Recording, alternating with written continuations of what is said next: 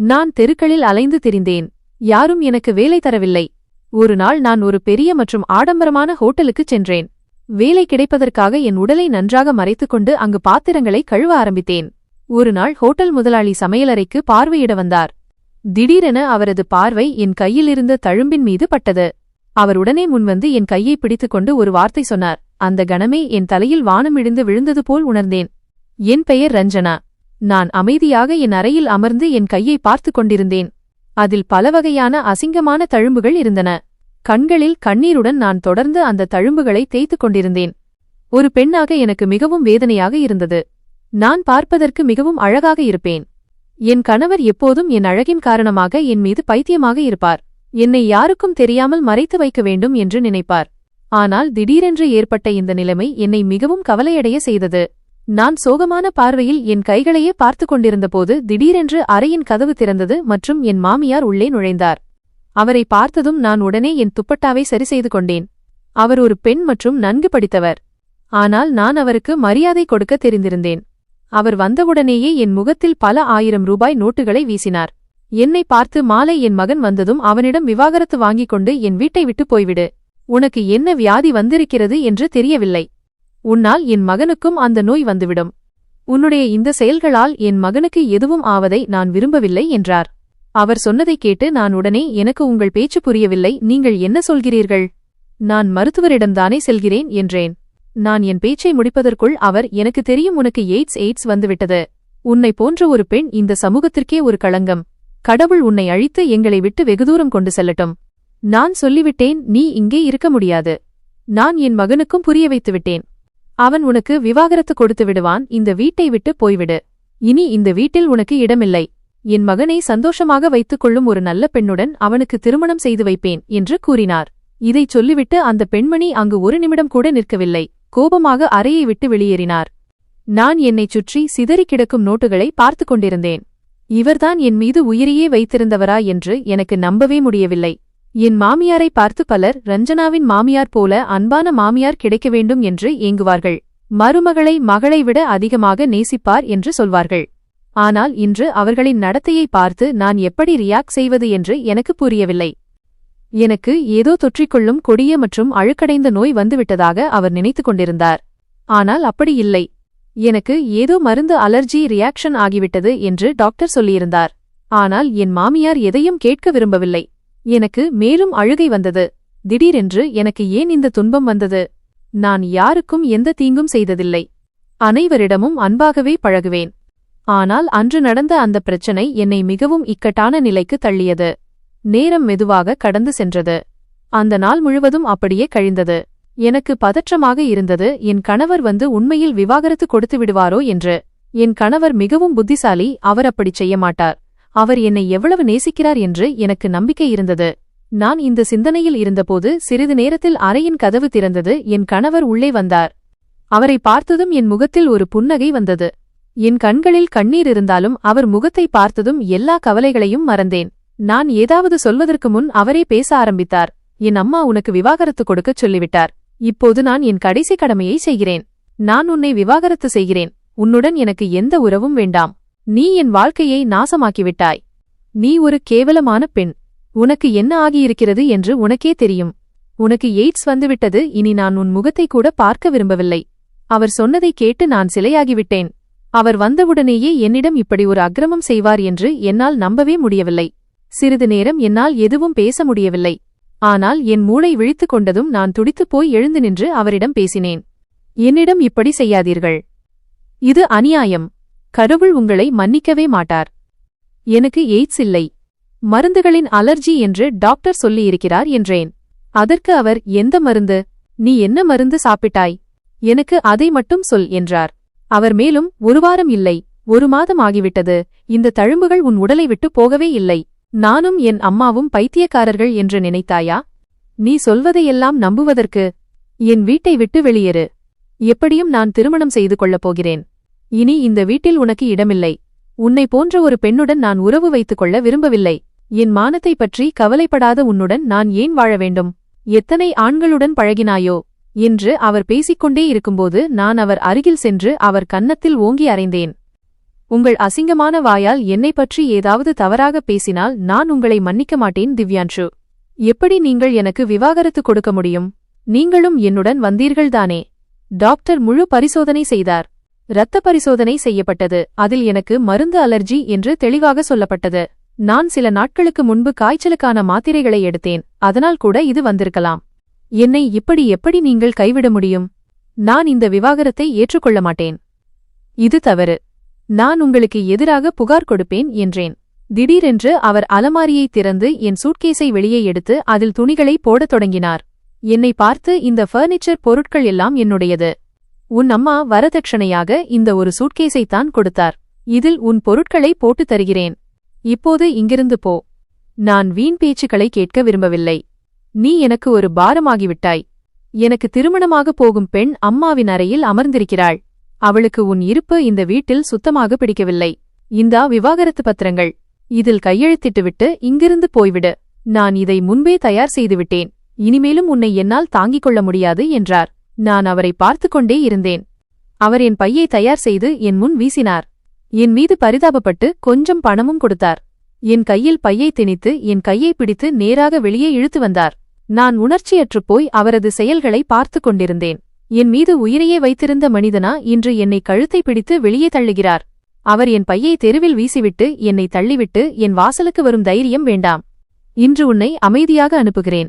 அடுத்த முறை தெருமக்கள் முன்னிலையில் உன்னை அவமானப்படுத்துவேன். இப்போது உன் முகத்தை எடுத்துக்கொண்டு போய்விடு என்று கூறி கதவை என் முகத்திற்கு நேராக மூடினார். அப்போதுதான் எனக்கு சுயநினைவு வந்தது. நான் கதவை தட்டிக்கொண்டே, கதவை திறங்கள் திவ்யான்ஷு. நீங்கள் என்னுடன் இப்படி செய்ய முடியாது. நான் உங்களை மன்னிக்க மாட்டேன். எனக்கு எய்ட்ஸ் இல்லை. கடவுளுக்காக என் பேச்சை கேளுங்கள். எனக்கு மருந்து ரியாக்ஷன் ஆகியிருக்கிறது என்று கத்தினேன். ஆனால் அவர் எந்த பதிலும் சொல்லவில்லை. என் இதயம் வேகமாக துடித்தது. என் நிலையை என்னால் புரிந்து கொள்ளவே முடியவில்லை. கண்களிலிருந்து கண்ணீர் வழிந்தது. உலகம் முழுவதும் சுழல்வது போல் இருந்தது. என்னை விட்டுவிட்டு இன்னொரு பெண்ணை எப்படி அவரால் ஏற்றுக்கொள்ள முடியும்? அவருக்காக நான் என் பெற்றோரிடம் சண்டையிட்டேன். இவரைத்தான் திருமணம் செய்வேன் என்று என் வீட்டார் முன் நின்றேன். அவர் எப்படி என்னிடம் இப்படி ஒரு அநியாயம் செய்ய முடிந்தது? இதை நினைத்து நினைத்தே என் உயிர் போனது. நான் அங்கேயே தெருவில் அழுது கொண்டே அமர்ந்துவிட்டேன். என் அம்மா வீட்டுக்கும் என்னால் திரும்பிச் செல்ல முடியாது. உன் கணவன்தான் உனக்கு ஆதாரம். அவன் உன்னை அழகாக இருப்பதால்தான் விரும்புகிறான். உன் அழகில் சிறிது குறை ஏற்பட்டாலும் அவன் உன்னை விட்டுவிடுவான் என்று என் அம்மா பலமுறை சொல்லியிருந்தார். இன்று என் அம்மாவின் வார்த்தை உண்மையாகிவிட்டது. வெகுநேரம் நான் தரையில் அமர்ந்து என் விதியை நினைத்து அழுது கொண்டிருந்தேன். வருபவர் போபவர் எல்லோரும் என்னை முறைத்துப் பார்த்தார்கள். இனிமேலும் அங்கே உட்கார முடியவில்லை. நான் என் பொருட்களை எடுத்துக்கொண்டு அமைதியாக மெயின் ரோட்டிற்கு வந்தேன். வண்டிகள் அங்குமிங்கும் சென்று கொண்டிருந்தன. என் கணவர் கொடுத்த 10,000 ரூபாய் என்னிடம் இருந்தது. என்ன செய்வது என்று என்னால் முடிவு செய்ய முடியவில்லை. அம்மா வீட்டுக்கு செல்வதா அல்லது சாலையிலேயே உட்கார்ந்து அழுவதா? வெகுநேரம் யோசித்த பிறகு அம்மா வீட்டுக்குச் செல்ல முடிவு செய்தேன். நான் ஒரு ஆண் இல்லை. இரவு முழுவதும் ரோட்டில் இருந்தாலும் என் மானத்திற்கு ஒன்றும் ஆகாது என்று சொல்வதற்கு. நான் ஒரு பெண். ஒரு பெண் இரவில் தனியாக வீட்டை விட்டு வெளியே இருக்க முடியாது. ஒரு ஆட்டோவை நிறுத்தி என் அம்மாவின் வீட்டு முகவரியைச் சொல்லி அதில் ஏறினேன். என் மனதில் பல எண்ணங்கள் ஓடின. அம்மா அப்பா என்னை ஏற்றுக்கொள்வார்களா? அண்ணனும் அண்ணியும் குத்தி பேசமாட்டார்களா? திருமணத்தின் போது நான் எல்லோரிடமும் சண்டையிட்டேன். அதனால் யாரும் என்னிடம் பேசுவதில்லை. என் மாமியார் மற்றும் கணவருடன் நான் ஐக்கியமாகிவிட்டதால் என் பெற்றோரின் இழப்பு எனக்கு தெரியவே இல்லை. ஆனால் இப்போது உலகம் முழுவதும் என்னை கைவிட்ட நிலையில் எனக்கு என் பெற்றோர்தான் நினைவுக்கு வந்தார்கள். நீண்ட தூரம் பயணம் செய்து நான் என் வீட்டிற்கு வந்தேன். ஆட்டோக்காரருக்கு காசு கொடுத்துவிட்டு வீட்டு வாசலில் நின்று கதறி அழுதேன். 2 ஆண்டுகளுக்கு முன் இந்த வாசலை தாண்டும்போது இனி இங்கே திரும்ப வரமாட்டேன் என்று உறுதியாக இருந்தேன். என் வாழ்க்கை முழுவதையும் என் கணவனின் வீட்டிலேயே கழிப்பேன் என்று நினைத்தேன். ஆனால் 2 ஆண்டுகளுக்குப் பிறகு காலம் மீண்டும் திரும்பும் என்றும் இதே வாசலில் நின்று இனி இந்த வாசலை விட்டு எங்கும் செல்லமாட்டேன் என்று நினைப்பேன் என்றும் எனக்கு தெரியாது. படபடக்கும் இதயத்துடன் நான் காலிங் பெல்லை அழுத்தினேன். சிறிது நேரத்திற்குப் பிறகு என் அண்ணி கதவை திறந்தார். என்னை பார்த்ததும் முகம் சுளித்துக்கொண்டு உள்ளே சென்றார். நான் சிலையாகி நின்றேன்.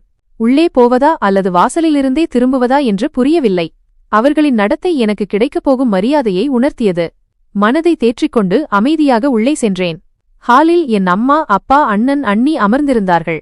நான் எல்லோரையும் வணங்கினேன். என் அம்மா உடனே எழுந்து, அங்கேயே நில். வீட்டிற்குள் வர தேவையில்லை. உன் மாமியார் ஃபோன் செய்து உனக்கு என்ன ஆகியிருக்கிறது என்று சொல்லிவிட்டார். உன்னை என் மகள் என்று சொல்லவே எனக்கு வெட்கமாக இருக்கிறது. நீ உன் கணவரை மட்டும் நேசிக்கிறாய் என்று நினைத்தேன். ஆனால் நீ இவ்வளவு கேவலமாக நடந்து கொள்வாய் என்று கனவிலும் நினைக்கவில்லை என்றார். அவர் பேச்சைக் கேட்டு நான் துடித்துப் போய், அம்மா, எனக்கு எய்ட்ஸ் இல்லை. கடவுள் மீது ஆணையாக சொல்கிறேன், என்னுடன் டாக்டரிடம் வாருங்கள். அவர் சொல்வார், இது மருந்து அலர்ஜி என்று. அதனால்தான் என் உடலில் தழும்புகள் வந்தன. ஆனால் அதற்காக எனக்கு கொடிய நோய் இருப்பதாக அர்த்தமில்லை என்றேன். நான் சொல்லி முடிப்பதற்குள் என் அண்ணி கத்தினார், இங்கே நின்று பேச உனக்கு தகுதியில்லை. இங்கிருந்து போய்விடு. எனக்கு சிறிய குழந்தைகள் இருக்கிறார்கள். என் மகன்களும் இருக்கிறார்கள். உன்னால் என் குழந்தைகளுக்கு நோய் வந்தால் நான் என்ன செய்வேன்? போய்விடு. இந்த வீட்டில் உனக்கு இடமில்லை. இவள் வீட்டிற்குள் இருந்தால் நான் இருக்க மாட்டேன் என்று என் அண்ணனை பார்த்து கத்தினார். என் அண்ணனும் எழுந்து, உன்மீது உயிரையே வைத்திருந்தேன். ஆனால் இனி இந்த வீட்டிற்குள் நுழைய உன்னை அனுமதிக்க மாட்டேன். நீ ஒரு அசிங்கமான பெண். உனக்கு மானமுள்ள அண்ணன், அப்பா, கணவன், மாமியார், அம்மா இருக்கிறார்கள் என்ற நினைப்பு கூட வரவில்லை. உனக்கு சந்தோஷம் மட்டும்தான் தேவைப்பட்டது. இப்போது அந்த சந்தோஷத்திற்கான தண்டனை உனக்கு கிடைக்கும். இங்கிருந்து போய்விடு. அம்மா, இவளை வீட்டை விட்டு வெளியே போகச் சொல்லுங்கள் என்றார். அந்த நொடியில் என் முழு வாழ்க்கையும் சுக்குநூறாக உடைந்தது.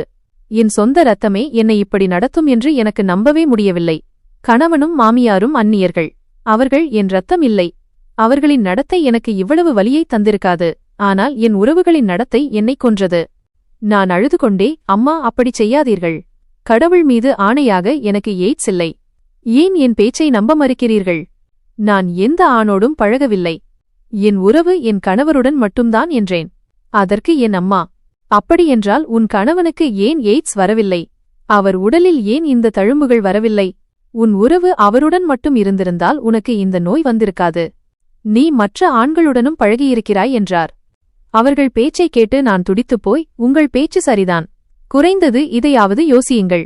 எனக்கு எய்ட்ஸ் போன்ற நோய் இருந்தால் என் கணவனுக்கு ஏன் வரவில்லை? என்னிடமிருந்து அவருக்கு ஏன் பரவவில்லை? எனக்கு இந்த தொல்லை 1 மாதமாக இருக்கிறது. அப்படியென்றால் என் கணவருக்கும் வந்திருக்க வேண்டுமே. நாங்கள் ஒன்றாக இருந்தோம், ஒருவருக்கொருவர் பொருட்களை பயன்படுத்தினோம். அவர் என் அருகில் வந்தார். நீங்கள் ஏதாவது யோசியுங்கள் என்றேன். நான் மேலும் பேசுவதற்குள் என் அண்ணி, அம்மா, இவள் இங்கே நிற்கும் ஒவ்வொரு நொடியும் கிருமிகள் பரவும். இவளை அனுப்பிவிடுங்கள். நினைத்தாலே எனக்கு பயமாக இருக்கிறது. இவள் போன பிறகு வீடு முழுவதையும் கழுவ வேண்டும் என்றார். என் அம்மாவும், ஆமாம், இங்கிருந்து போய்விடு. உன் வீண் பேச்சுக்களை நான் கேட்க விரும்பவில்லை. வீட்டில் சிறு குழந்தைகள் இருக்கிறார்கள். அவர்களுக்கு ஏதாவது ஆனால் நாங்கள் என்ன செய்வோம்? வெளியேறு என்றார். அமைதியாக அமர்ந்திருந்த என் அப்பாவை பார்த்தேன். நான் அவர் பக்கம் நகர முயன்றபோது என் அண்ணன், அப்பா அருகில் செல்லாதே, அவருக்கும் இந்த நோய் வந்துவிடும் என்றார். நான் அங்கிருந்தே கதறினேன். அப்பா, ஏதாச்சும் பேசுங்கள். நான் உங்கள் மகள். ஒரு தந்தை தன் பிள்ளைக்காக உயிரையே கொடுப்பார். என் வலியை நீங்கள் ஏன் புரிந்து கொள்ளவில்லை? நான் உண்மையை சொல்கிறேன் அப்பா. நான் எதுவும் செய்யவில்லை. எனக்கு எந்த நோயும் இல்லை. இது வெறும் மருந்து ரியாக்ஷன். இவர்கள் புரிந்து கொள்ளவில்லை. நீங்களாவது புரிந்து கொள்ளுங்கள். என் பேச்சைக் கேட்டு அவர் தலையை உயர்த்தி, எல்லோரும் சொல்வது சரிதான். உன் உடலில் இருக்கும் தழும்புகள் உனக்கு எய்ட்ஸ் இருப்பதை காட்டுகின்றன. என் மகள், யாரை நினைத்து நான் பெருமைப்பட்டேனோ அவள் இப்படி ஒரு காரியத்தை செய்வாள் என்று எனக்கு நம்பவே முடியவில்லை. உன் அண்ணனும் அம்மாவும் சொல்வது சரிதான். இன்று முதல் நீ எங்களுக்கு செத்துவிட்டாய். என் வீட்டை விட்டு வெளியேறு. இனி உன் இருப்பை என் வீட்டு வாசலில் கூட என்னால் பொறுத்துக்கொள்ள முடியாது என்று சொல்லிவிட்டு அவர் நிற்காமல் தன் அறைக்கு சென்றுவிட்டார். நான் கல்லாக சமைந்து நின்றேன். என் உடலில் உயிரே இல்லாதது போல் இருந்தது. என் அம்மாவை பார்த்தேன். அவரும் முகத்தை திருப்பிக் கொண்டு சென்றுவிட்டார். அண்ணன் மற்றும் அண்ணியை பார்க்க எனக்கு தைரியமே இல்லை. சிறிது நேரம் நான் அமைதியாக அங்கேயே நின்றேன். இனி என்ன செய்வது என்று என்னால் முடிவு செய்ய முடியவில்லை. சிறிது நேரத்திற்குப் பிறகு என் அண்ணனின் குரல் மீண்டும் ஒலித்தது. உனக்கு காது கேட்கவில்லையா? இங்கிருந்து போ. இந்த வீட்டில் உனக்கு இடமில்லை.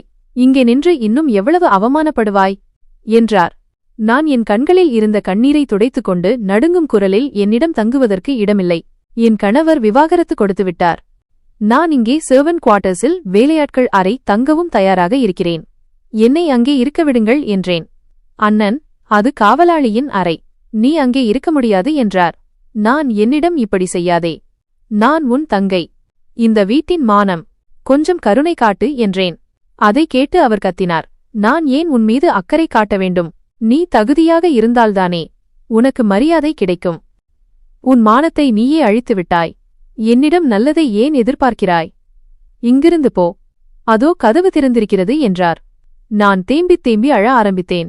என் விம்மல் சத்தம் வீடு முழுவதும் எதிரொலித்தது.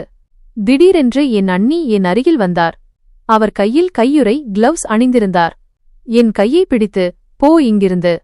உனக்கு மரியாதையான மொழி புரியாது, வெளியேறு என்று கூறி என்னை இழுத்துச் செல்ல ஆரம்பித்தார். நான் பிறந்த வளர்ந்த என் பால்ய காலத்தை கழித்த அதே வீடு இது. இன்று வேறு வீட்டிலிருந்து வந்த ஒரு அந்நிய பெண் என்னை வெளியேற்றிக் கொண்டிருந்தார். என் வீட்டின் உறுப்பினர், அதாவது என் சொந்த அண்ணன், அமைதியாக நின்று வேடிக்கை பார்த்து கொண்டிருந்தார். அவர்கள் என்னை தள்ளிவிட்டு வீட்டை விட்டு வெளியேற்றினார்கள். நான் தரையில் உயிரற்றவள் போல கிடந்தேன். எனக்கு என்ன செய்வதென்றே புரியவில்லை. நான் எங்கே போவேன்? நான் அழுது கொண்டே, அப்படி செய்யாதீர்கள், கதவை மூடாதீர்கள். நான் எங்கே போவேன்? மணி இரவு 10 ஆகிறது. கொஞ்சம் கருணை காட்டுங்கள் என்று கெஞ்சினேன். ஆனால் என் அண்ணிக்கோ அண்ணனுக்கோ எந்த இரக்கமும் வரவில்லை. வெகுநேரம் தரையில் அமர்ந்து அழுது கொண்டிருந்தேன். பிறகு இவர்களின் பயத்தால் என் பொருட்களை எடுத்துக்கொண்டு மீண்டும் ரோட்டிற்கு வந்தேன். நான் எங்கே போவேன், யாரிடம் உதவி கேட்பேன் என்று எனக்கு எதுவும் புரியவில்லை. சிறிது நேரம் நடைபாதையில் என் பொருட்களுடன் அமர்ந்திருந்தேன். பிறகு எழுந்து நின்றேன். நான் இனி உயிருடன் இருக்க விரும்பவில்லை. எனக்கு வாழ்வதற்கு எந்த உரிமையும் இல்லை என்று தோன்றியது. எது நடந்தாலும் நடக்கட்டும். நான் சாக முடிவு செய்திருந்தேன். என் கைகளை திறந்து வைத்திருந்தேன். அப்போது திடீரென்று ஒரு வாகனம் என் மீது மிக மோசமாக மோதியது. நான் தூரத்தில் போய் விழுந்தேன். என் தலை ஒரு கல்லில் மோதியது. முகத்தில் ரத்தம் கொட்டத் தொடங்கியது. நான் மயங்கி விழுந்தேன். எனக்கு எதுவுமே தெரியவில்லை. பல மணி நேரத்திற்குப் பிறகு ஒரு மென்மையான படுக்கையில் என் கண்கள் திறந்தன. நான் எந்த இடத்தில் இருக்கிறேன் என்று சிறிது நேரம் எனக்கு புரியவில்லை. ஆனால் என் மூளை விழித்துக் கொண்டதும் உடனே பார்வையைச் சுழற்றினேன். அது ஒரு சிறிய வீட்டின் அறையாக இருந்தது. நான் எதையாவது புரிந்து கொள்ள முயற்சிக்கும்போதே அறையின் கதவு திறக்கப்பட்டு ஒரு பெண் உள்ளே நுழைந்தார். அவருக்கு சுமார் 35 முதல் 40 வயது இருக்கும். ஒரு இல்லத்தரசியாக தெரிந்தார். அவரை பார்த்ததும் நான் உடனே எழுந்து உட்கார்ந்தேன். அந்த பெண் என் அருகில் வந்து என் தோளில் கை வைத்து, நாங்கள் மிகவும் வருந்துகிறோம். எங்களால் உனக்கு இவ்வளவு காயம் ஏற்பட்டது. ஆனால் மகளே, நீ இப்படி சாலையின் நடுவில் நின்றிருக்கக்கூடாது. கடவுள் அருளால் உனக்கு பெரிய காயம் ஏற்படவில்லை. இல்லையென்றால் நாங்கள் என்ன செய்திருப்போம் என்று கூறினார். அவர் சொல்வதை கேட்டு நான், நீங்கள் யார்? என்னை ஏன் இங்கே கொண்டு வந்தீர்கள்? என் உடல்நிலை சரியில்லை என்றால் மருத்துவமனைக்கு கொண்டு சென்றிருக்கலாமே என்று கேட்டேன். அதற்கு அவர், ஆம், நாங்கள் மருத்துவமனைக்குத்தான் கொண்டு செல்ல இருந்தோம். ஆனால் உன் தலையில் மட்டும் காயம் இருந்ததால் வீட்டிற்கே கொண்டு வந்துவிட்டோம். டாக்டர் வந்து உன்னை நன்கு பரிசோதித்துவிட்டு கவலைப்பட ஒன்றுமில்லை என்று கூறினார். இப்போது சொல், உன் வீடு எங்கே? நானும் என் கணவரும் உன்னை உன் வீட்டில் விட்டுவிடுகிறோம். உன் உடைமைகளும் வெளியிலேயே இருக்கின்றன என்றார். அவர் சொன்னதை கேட்டு நான், எனக்கு வீடு என்று எதுவும் இல்லை. என் கணவர் எனக்கு விவாகரத்து கொடுத்துவிட்டார். பெற்றோர் வீட்டை விட்டு துரத்துவிட்டார்கள். என்னிடம் தங்குவதற்கு எந்த இடமும் இல்லை. நீங்கள் தயவு செய்து இன்று இரவு மட்டும் என்னை உங்கள் வீட்டில் தங்க அனுமதித்தால் நான் உங்களுக்கு எப்போதும் நன்றியுள்ளவளாக இருப்பேன் என்றேன். நான் சொன்னதை கேட்டதும் அந்த பெண்ணின் முகத்தில் ஒரு நிழல் படிந்தது. அவர் பதற்றத்துடன், மகளே, உன் உடலில் வடுக்கள் உள்ளன. என் மகன் அதை பார்த்துவிட்டு, இது ஏதோ கேவலமான நோயின் எய்ட்ஸ் அறிகுறி என்று சொல்கிறான். நாங்கள் உன்னை இன்று இரவு இங்கே தங்க வைக்க முடியாது. உன்னால் நான் இந்த போர்வையையும் தூக்கி எறிய வேண்டியிருக்கும். நான் உன்னை தவறாகவோ அல்லது வேறு ஏதோ சொல்லவோ விரும்பவில்லை. ஆனால் இரவில் என் வீட்டில் தங்க நான் அனுமதி தர முடியாது. என் பிள்ளைகளும் கணவரும் சம்மதிக்க மாட்டார்கள் என்றார். அவர் சொன்னதை கேட்டு நான் அழுது கொண்டே, ஆன்ட்டி, எனக்கு எய்ட்ஸ் இல்லை. எனக்கு அந்த நோய் இல்லை. நான் உண்மையைத்தான் சொல்கிறேன். இது மருந்துகளால் ஏற்பட்ட எதிர்வினை, ரியாக்ஷன். நீங்கள் மருத்துவரை அழைத்தீர்களே, அவர் எனக்கு அந்த நோய் இருப்பதாக சொன்னாரா என்று கேட்டேன். என் பேச்சைக் கேட்டு அந்த பெண் அமைதியானார். பிறகு தலையை அசைத்து, இல்லை, டாக்டர் அப்படி எதுவும் சொல்லவில்லை என்றார். நான் உடனே, அப்படி ஏதாவது இருந்திருந்தால் டாக்டர் சிகிச்சை அளித்திருக்க மாட்டார். அவர் வேறு ஒரு நிபுணரிடம் அனுப்பியிருப்பார். பெரும்பாலான டாக்டர்கள் பார்க்கக்கூட விரும்ப மாட்டார்கள். நான் சத்தியம் செய்கிறேன், இது மருந்து ரியாக்ஷன் மட்டுமே. உங்களுக்கு நம்பிக்கை இல்லையென்றால் மீண்டும் அந்த டாக்டரை அழையுங்கள். ஆன்ட்டி, என் உடல்நிலை சரியில்லை. நான் வெளியே எங்கே போவேன்? என்னிடம் தங்க இடமில்லை.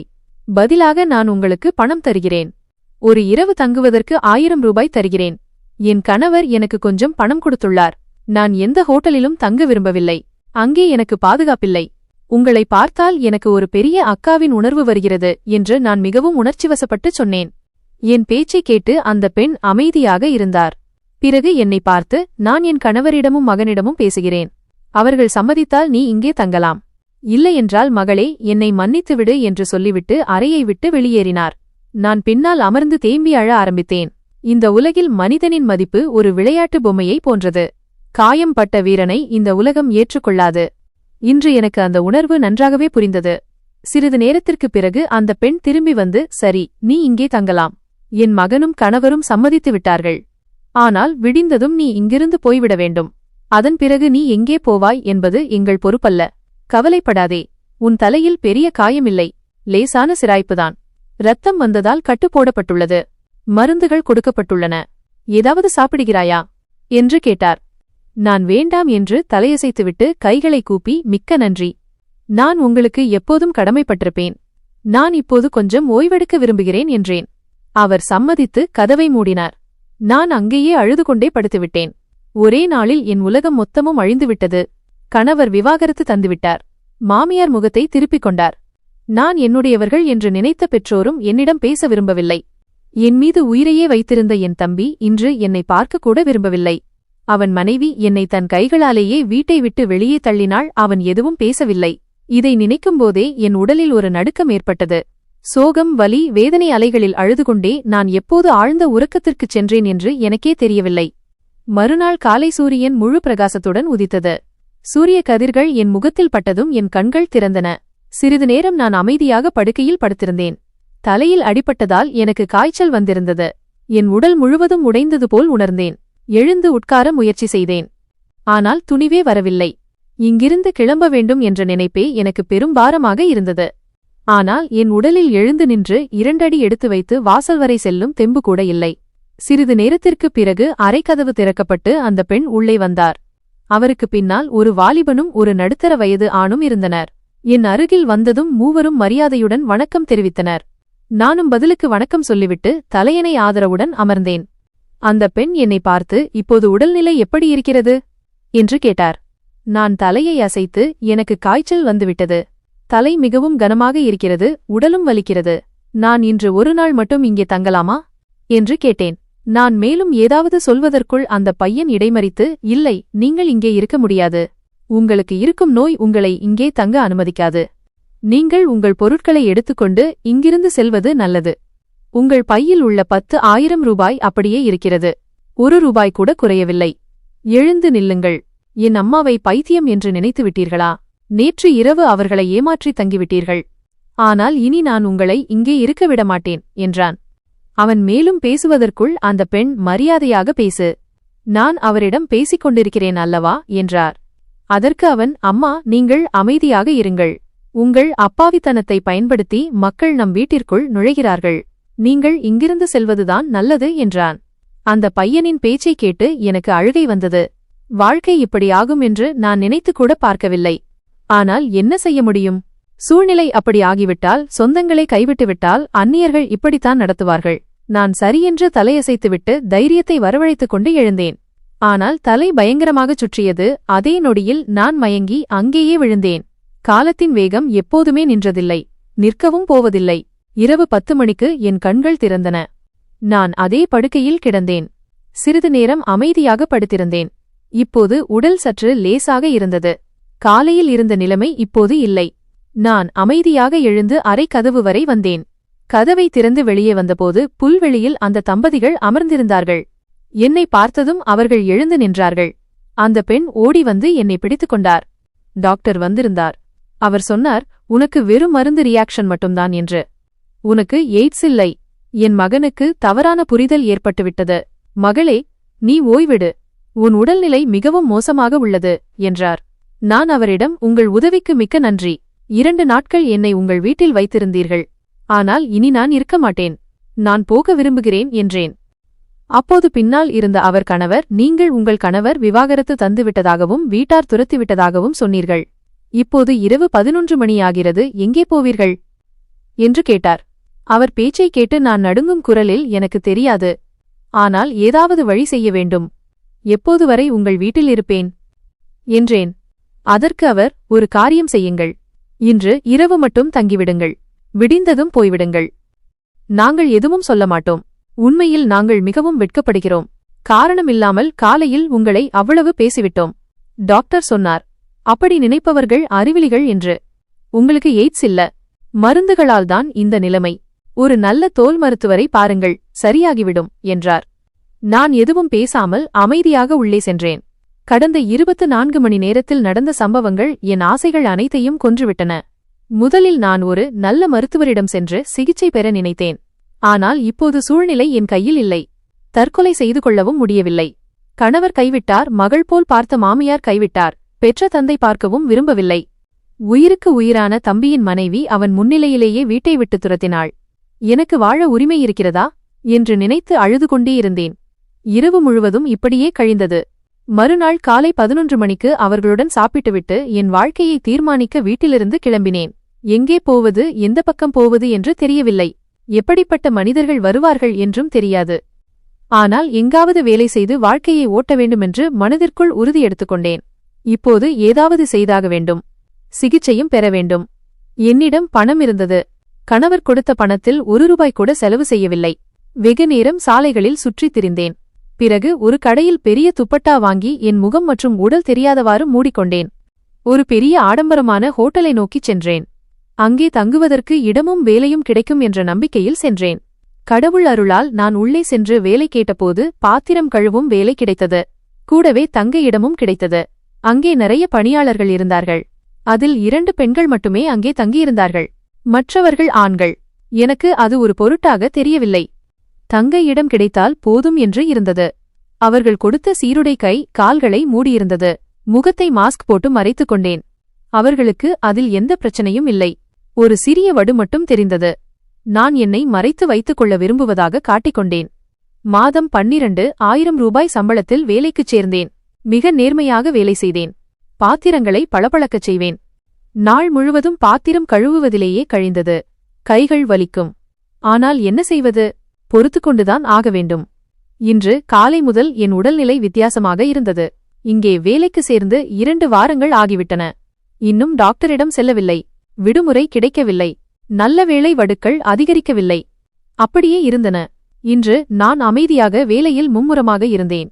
திடீரென்று ஹோட்டல் முதலாளி சமையலறையை பார்வையிட வருகிறார் என்று அறிவிப்பு வந்தது. எல்லோரும் தங்கள் இடங்களை சரிசெய்தார்கள். மேனேஜர் என்னிடம் உங்கள் கையுறைகளை கழற்றுங்கள். நீங்கள் உங்களை மறைத்து வைத்துக் கொள்வதை விரும்புகிறீர்கள் என்று எங்களுக்கு தெரியும். ஆனால் இன்று கொஞ்சம் ஒத்துழைக்க வேண்டும். முதலாளி இந்த விஷயங்களில் கண்டிப்பானவர். இதற்கு அனுமதி தரமாட்டார் என்றார். அவர் சொன்னதை கேட்டு நான் மிகவும் பயந்து போனேன். பயந்து கொண்டே கையுறைகளை கழற்றினேன். கையில் 2 வடுக்கள் மட்டுமே இருந்தன. இதுவும் அவர் கண்ணில் பட்டுவிடுமோ என்று பயமாக இருந்தது. நேரம் வேகமாக ஓடிக்கொண்டிருந்தது. சுமார் அரை மணி நேரம் கழித்து மேனேஜர் சார் வருகிறார் என்று சொன்னார். எல்லோரும் தங்கள் வேலையில் மூழ்கினர். நான் கவனமாக பாத்திரம் கழுவிக் கொண்டிருந்தேன். அவர் வந்ததும் எல்லோரும் நிமிர்ந்து நின்று வணக்கம் சொன்னார்கள். நானும் அவரை பார்த்து வணக்கம் சொல்லிவிட்டு மீண்டும் பாத்திரம் கழுவத் தொடங்கினேன். அந்த முதலாளி மிகவும் மகிழ்ச்சியான சுபாவம் கொண்டவராக தெரிந்தார். அவர் பார்வை என்மீது பட்டது. அப்போது அவர் என்னை பார்த்து, இந்த பெண் புதிதாக வந்தவரா? நான் சொல்வது சரியா என்று கேட்டார். மேனேஜர் என்னை பற்றி சொல்ல ஆரம்பித்தார். என் இதயம் வேகமாக துடித்தது. ஏதோ ஒரு இனம் புரியாத கலக்கம் ஏற்பட்டது. அவர் இப்போது என் அருகில் வந்து கொண்டிருந்தார். என் இதயம் இன்னும் வேகமாக துடித்தது. அவர் ஏதோ சொல்ல வருவதற்குள் திடீரென்று என் கையை பிடித்துக் கொண்டார். நான் சட்டென்று திரும்பினேன். அவர் என்னை பார்த்து, உங்கள் பெயர் ரஞ்சனாதானே என்று கேட்டார். இது எனக்கு அதிர்ச்சியாக இருந்தது. ஏனென்றால் மேனேஜர் என் பெயரை சொல்லவில்லை. நான் ஆமாம் என்று தலையசைத்தேன். உடனே அவர், இந்த வடுக்கள் எதனால் ஏற்பட்டது என்று உங்களுக்கு தெரியுமா என்று கேட்டார். நான் மெதுவாக, சார் இது மருந்து ரியாக்ஷன். சிகிச்சை எடுத்து வருகிறேன். எனக்கு எய்ட்ஸ் இல்லை என்றேன். அதை கேட்டு அவர் சிரித்துக்கொண்டே, ஆம், இது எய்ட்ஸ் நோயின் தழும்புகள் இல்லை. நீங்கள் அந்த நோயின் தழும்புகளை பார்த்திருக்க மாட்டீர்கள். உண்மையில் நான் உங்களிடம் ஒன்று சொல்ல வேண்டும். ஒரு காரியம் செய்யுங்கள். என் கேபினுக்கு வாருங்கள்.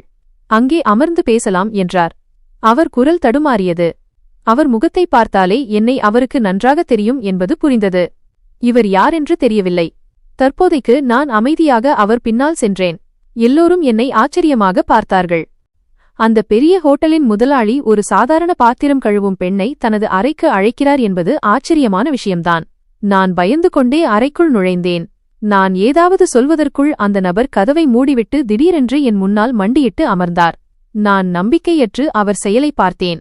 அவர் என் அருகில் வந்து, நீ எனக்கு தண்டனை கொடுக்கத்தானே வந்திருக்கிறாய். என் பாவங்களை எல்லோருக்கும் முன்னால் வெளிச்சம் போட்டு காட்டத்தானே வந்திருக்கிறாய். உண்மையை சொல் என்றார். நான் அவரை பார்த்து, நீங்கள் யார்? நான் ஏன் அப்படி செய்யப் போகிறேன் எனக்கு உங்களை தெரியாது. நீங்கள் என் பாஸ் என்று மட்டுமே தெரியும் என்றேன். அவர், உன் உடலில் உள்ள வடுக்கள் என்னால் வந்தவை. இவை அவ்வளவு எளிதில் போகாது. இப்போது உன் வீட்டில் இருக்கும் பெண் வேறு யாருமல்ல, என் மனைவிதான். உண்மையில் எனக்கு அவளை பிடிக்காது. தினமும் சண்டை, சின்ன விஷயத்திற்கும் சச்சரவு. நான் அவளுக்கு ரியாக்ஷன் வரவழைக்க இந்த மருந்தை செய்தேன். ஆனால் அவள் மிகவும் தந்திரமானவள். என்னை கண்டுபிடித்து விட்டாள். அந்த மருந்தை உன் கணவன் மூலம் உனக்கு கொடுத்து விட்டாள். அவர்கள் இருவரும் காதலிக்கிறார்கள். என்னால் என் மனைவிக்கு விவாகரத்து கொடுக்க முடியாது. அப்படி கொடுத்தால் என் சொத்தில் பாதியை தர வேண்டும். அவள் பணத்திற்காக அலையும் ஒரு மோசமான பெண், கோல்ட் டிகர். அவளுக்கு காதலின் அருமை தெரியாது. ஆனால் எல்லாம் இப்படி தலைகீழாகும் என்று நான் நினைக்கவில்லை. நான் வேறு வழியின்றி அவளிடம் அந்த மருந்தை கொடுத்தேன். அவள் அதை உன்மீது பயன்படுத்திவிட்டாள். உன் வீட்டார் உன்னை துரத்திவிட்டார்கள் என்று கேள்விப்பட்டேன். உன் வாழ்க்கை நாசமாகிவிட்டது. ஆனால் இப்போது நான் உன் வாழ்க்கையை சீர் செய்ய விரும்புகிறேன். உனக்கு சிகிச்சை அளிக்கிறேன். இது சுமார் 6 மாத சிகிச்சை. நீ மீண்டும் பழையபடி ஆகிவிடுவாய். அதன் பிறகு நான் உன்னை திருமணம் செய்து கொள்கிறேன். சம்மதமா என்று கேட்டார். நான் சட்டென்று, என்ன சொல்கிறீர்கள்? உங்கள் மனைவி பணக்கார பெண் என்றால் என் கணவரிடம் பணமே இல்லையே என்றேன். அதற்கு அவர், உன் கணவரிடம் பணம் இல்லை. ஆனால் அவன் அவளின் முதல் காதல். அவர்கள் இருவரும் கல்லூரியில் காதலித்தவர்கள். என் மனைவி சாதாரணமானவள் அல்ல. அவளிடம் நிறைய பணம் இருக்கிறது. நானும் பணத்திற்காக இல்லாமல் என்னை நேசிக்கும் ஒரு பெண்ணை தேடுகிறேன் என்றார். சிறிது நேரம் என்னால் எதுவும் பேச முடியவில்லை. அங்கிருந்து எழுந்தேன். அவருக்கு எந்த பதிலும் சொல்லவில்லை. அவர் எனக்கு சிகிச்சை அளிக்கத் தொடங்கினார். எனக்கு ஒரு ஃபிளாட் வாங்கிக் கொடுத்தார். அங்கே தங்கி 6 மாதங்கள் சிகிச்சை எடுத்தேன். என் வடுக்கள் மறைந்தன. உடலில் ஒரு தழும்பு கூட இல்லை. நான் மீண்டும் பழையபடி அழகான பெண்ணாக மாறினேன். பிறகு அந்த நபர் என்னை திருமணம் செய்து கொண்டார். திருமணத்திற்குப் பிறகு நான் ஒருமுறை என் வீட்டிற்குச் சென்றேன். அவர்கள் எவ்வளவு பெரிய தவறு செய்தார்கள் என்பதை உணர்த்துவதற்காகச் சென்றேன். என் தம்பி, அம்மா, அப்பா, அண்ணி என எல்லோரும் என்னிடம் மன்னிப்பு கேட்டார்கள். ஆனால் நான் யாரையும் மன்னிக்கவில்லை. அவர்களால் நான் அனுபவித்த வேதனை கடவுளுக்கு மட்டுமே தெரியும். அந்த வீட்டிற்குச் சென்று அவர்களை பார்த்ததில் எனக்கு மிகுந்த மனநிறைவு கிடைத்தது. எனக்கு தங்குவதற்கு இடம் கொடுத்தவர்களுக்கு நான் பண உதவியும் செய்திருந்தேன். என் கணவர் அந்த இளம்பெண்ணை தனது ஹோட்டலில் வேலைக்கும் அமர்த்தினார். வாழ்க்கை திடீரென்று மாறியது. எனக்கு எதை பற்றியும் கவலை இருக்கவில்லை. அந்த நபர் என்மீது அளவற்ற அன்பு வைத்திருந்தார். நானும் அவரை விரும்பினேன். ஏனென்றால் நான் அறியாத ஒரு உண்மையை அவர் எனக்கு காட்டினார். என் கணவர் என்னை நேசிக்கிறார் என்று நான் நினைத்தேன். ஆனால் அது அப்படி இல்லை. அவர் மூலமாக என் கண்களில் கட்டப்பட்டிருந்த துணி அவிழ்ந்தது. அவர் காதலை வெளிப்படுத்திய பிறகு என் வாழ்க்கை திடீரென்று ஒரு புதிய திருப்பத்தில் வந்து நின்றது போல் இருந்தது. உண்மையைச் சொல்லப்போனால் உண்மையான கதையே அதன் பிறகுதான் தொடங்கியது. சம்மதம் தெரிவித்த பிறகும் என் மனம் முழுமையாக அமைதியடையவில்லை. இரவு முழுவதும் என் அறையில் அமர்ந்திருந்தேன். ஜன்னல் வழியாக காற்று வீசிக் கொண்டிருந்தது. என் வாழ்க்கை இவ்வளவு மாறுமா என்று நான் யோசித்துக் கொண்டிருந்தேன். என் கடந்த காலம் என்னை விட்டு விலகுமா? பயம் இல்லாமல், புகார் இல்லாமல், உடைந்த உணர்வுகளை மறைக்காமல் நான் மீண்டும் ஒருவரின் கையை பிடிக்க முடியுமா? காலையில் அவர் மெதுவாக கதவை தட்டி, ரஞ்சனா, காலை உணவு தயாராக உள்ளது, வந்து சாப்பிடு என்று கூறினார். அவரது குரலைக் கேட்டு நானே ஆச்சரியப்பட்டேன். இதற்கு முன் அவர் இவ்வளவு மென்மையாக அழைத்ததில்லை. ஒருவேளை நான் பின்வாங்கிவிடுவேனோ என்ற பயம் அவருக்கும் சென்றிருக்கலாம். கீழே சென்றபோது அவர் மேஜையில் பரோட்டாக்களை வைத்துவிட்டு ஓரமாக நின்றார். என்னை பார்த்துக்கொண்டே இருந்தார். நான் அமர்ந்ததும் அவர் தட்டை என் முன் நகர்த்தி மிக மெதுவாக, ரஞ்சனா, உனக்கு எதைக் கண்டாவது பயமாக இருந்தால் என்னிடம் சொல், நான் பார்த்துக்கொள்கிறேன் என்றார். அந்த தருணத்தில் நான் அவர் வார்த்தைகளை கேட்கவில்லை. மனதில் வஞ்சகம் இல்லாமல் உண்மை மட்டும் இருக்கும்போது ஒரு மனிதன் எவ்வளவு அழகாக தெரிவான் என்பதை நான் உணர்ந்தேன். அன்று முதல் எனக்கான உண்மையான மாற்றம் தொடங்கியது. வீடு முழுவதும் ஒரு புதிய காற்று வீசுவது போல் இருந்தது. அவர் ஒவ்வொரு விஷயத்திலும் என் கருத்தை கேட்கத் தொடங்கினார். வெளியே செல்ல வேண்டுமென்றால் என்னால் நடக்க முடியுமா அல்லது ஓய்வெடுக்க வேண்டுமா என்று முதலில் கேட்பார். நான் ஒருவரின் இடத்தில் இருக்கவில்லை, முழு மரியாதையாக மாறிவிட்டேன் என்று முதன்முறையாக உணர்ந்தேன். ஆனால் என் கஷ்டங்கள் அவ்வளவு எளிதில் தீரவில்லை. சில நாட்களிலேயே அக்கம்பக்கத்து பெண்களின் பேச்சு என் காதுகளில் விழத் தொடங்கியது. வடுக்கள் மறைந்துவிட்டன. இப்போது இன்னொரு வாழ்க்கையை தொடங்குகிறாள் என்று சிலர் கூறினார்கள்.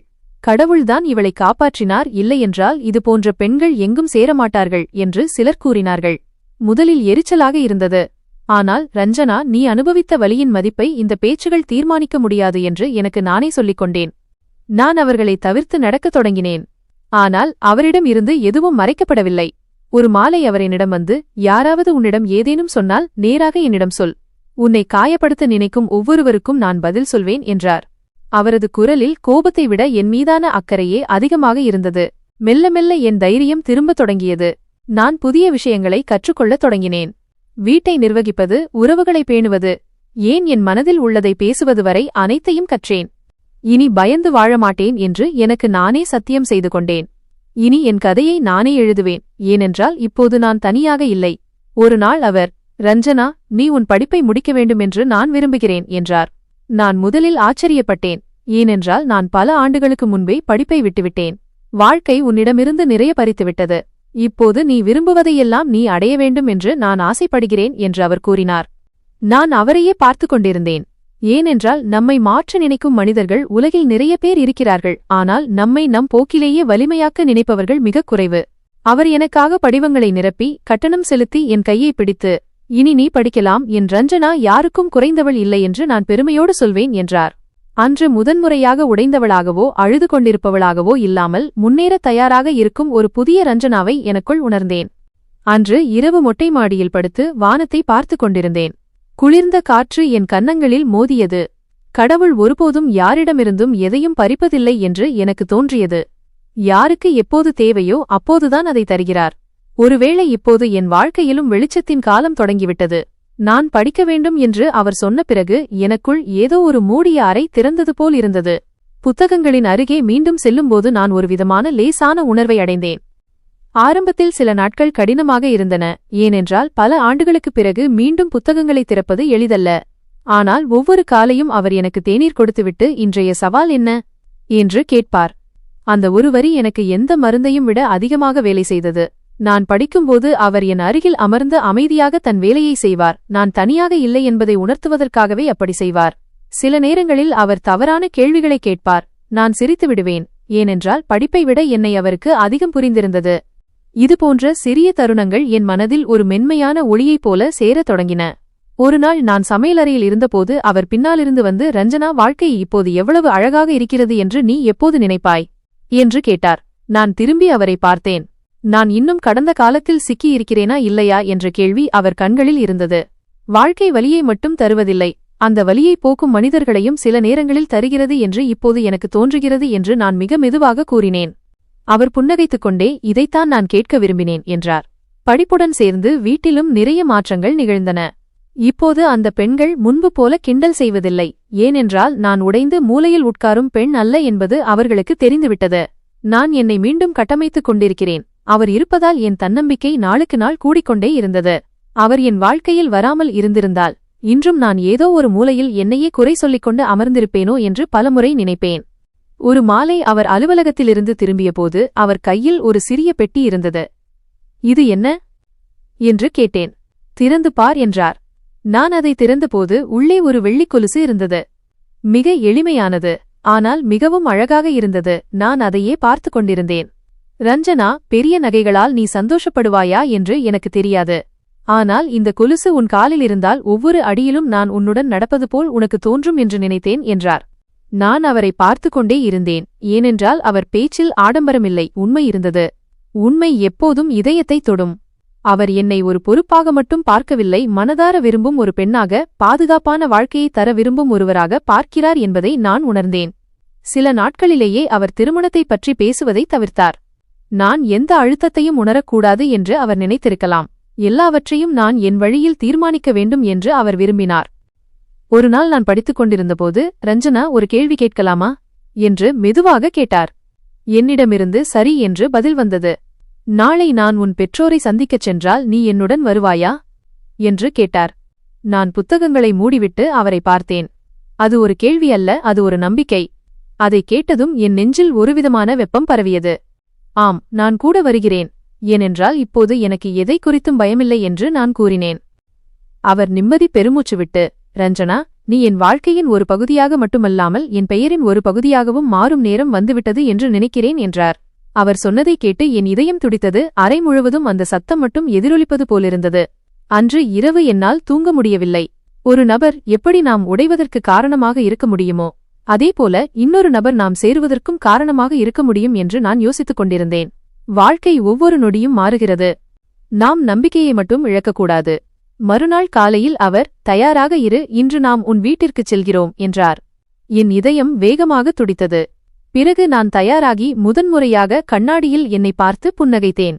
நாங்கள் இருவரும் என் வீட்டை அடைந்தபோது என் இதயத் துடிப்பு மிக வேகமாக இருந்தது. இது வெறும் என் முடிவு மட்டுமல்ல, என் முழு வாழ்க்கையின் பரீட்சை என்று எனக்கு தோன்றியது. கதவு திறந்ததும் அம்மா முதலில் அவரை பார்த்தார். பிறகு என்னை பார்த்தார். என்ன நடக்கப் போகிறது என்பதை புரிந்து கொள்ள முயன்றார். நான் அம்மாவின் கண்களை நேராக பார்த்து, அம்மா, நான் உடைந்து போயிருந்த நிலையிலும் எனக்கு ஆதரவு கொடுத்தவர் இவர்தான். என் ஒவ்வொரு பலவீனத்தையும் ஏற்றுக்கொண்டு இன்று உங்களிடம் என் வாழ்க்கையை கேட்க வந்திருக்கிறார் என்றேன். அம்மாவின் கண்கள் கலங்கின. அப்பா அவரை உட்காரச் சொன்னார். அவர் மிகவும் எளிமையாக, அங்கிள், நான் ரஞ்சனாவை என் வீட்டில் மட்டுமல்ல, என் இதயத்திலும் வைத்திருக்க விரும்புகிறேன். இவள் தகுதியான எல்லா மகிழ்ச்சியையும் நான் கொடுப்பேன் என்ற நம்பிக்கை எனக்கு இருக்கிறது என்றார். அவர் வார்த்தைகளில் அவ்வளவு உண்மை இருந்தது. அறையின் காற்று கூட ஸ்தம்பித்தது. என் மகள், நீ அவளுக்கு சரியானவன் என்று நம்பினால் எனக்கும் எந்த ஆட்சேபனையும் இல்லை என்று அப்பா கூறினார். என் தோள்களில் இருந்து பல வருட சுமை இறங்கியது போல் இருந்தது. நான் அழ விரும்பவில்லை, ஆனால் கண்ணீர் தானாகவே வந்தது. உலகின் மிக விலைமதிப்பற்ற பொருளை பார்ப்பது போல் அவர் என்னை பார்த்தார். அன்று முதன்முறையாக என் வாழ்க்கையின் கதை என்னுடையதாகவே எனக்கு தோன்றியது. அதன் பிறகு திருமண ஏற்பாடுகள் தொடங்கின. என் வீடு ஒளியில் மூழ்கியிருந்தது. ஒவ்வொரு பொருளும் என்னுடன் புதிய தொடக்கத்தை கொண்டாடுவது போல் இருந்தது. அம்மா ஒவ்வொரு சிறிய விஷயத்தையும் கவனித்தார். அப்பா தானே கடைக்குச் சென்று எனக்கு பிடித்த லெஹங்காவை வாங்கி வந்து அதை எனக்கு அணிவித்தபோது, ரஞ்சனா, இன்று நீ உண்மையிலேயே மிகவும் அழகாக இருக்கிறாய் என்றார். அந்த வார்த்தைகள் என் ஆன்மாவைத் தொட்டன. ஏனென்றால் ஒரு காலத்தில் என் நிலையை பார்த்து தன்னையே குற்றவாளியாக நினைத்த அப்பா அவர். திருமண நாள் அன்று என் மனம் விசித்திரமான அமைதியுடன் இருந்தது. ஒரு நீண்ட பயணத்திற்கு பிறகு நான் என் இலக்கை அடைந்தது போல் இருந்தது. நான் சிவப்பு நிற லெஹங்காவில் அமர்ந்திருந்தேன். மெஹந்தியிட்ட கைகள் லேசாக நடுங்கின.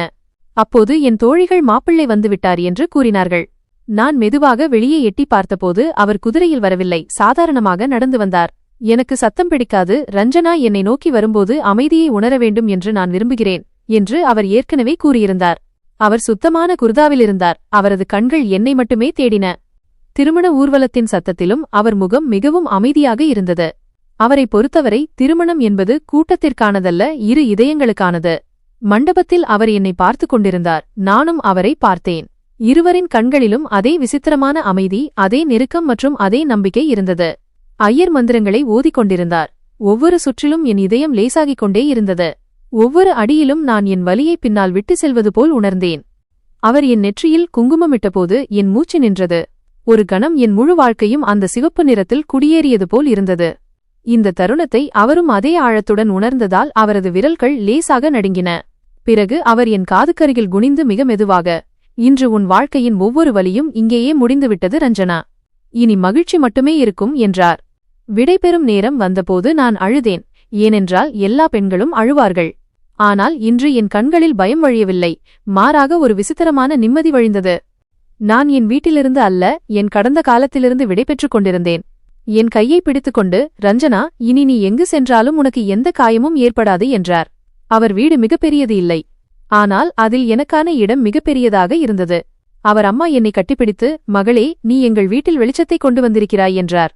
பல வருடங்களாக எனக்கு கிடைக்காத அந்த நெருக்கத்தை நான் அவர்களின் சுவாசத்தில் அமைதியாக உணர்ந்தேன். முதல் இரவு நாங்கள் அர்த்தமற்ற பேச்சுக்களோ போலியான விஷயங்களோ பேசவில்லை. அவர் என் அருகில் அமர்ந்து, ரஞ்சனா, நான் எவ்வளவு சிறந்த கணவனாக இருப்பேன் என்று எனக்கு தெரியாது. ஆனால் ஒரு விஷயத்தை உறுதியளிக்கிறேன். நீ ஒருபோதும் தனிமையில் இருக்க மாட்டாய். ஒருபோதும் பயந்து தூங்க மாட்டாய். ஒருபோதும் உன்னை தாழ்வாக நினைக்க மாட்டாய். நீ சோர்ந்து போனால் என் கையை பிடித்துக்கொள். நான் எப்போதும் உன்னுடன் நிற்பேன் என்றார். நான் அவர் கையை பிடித்தேன்.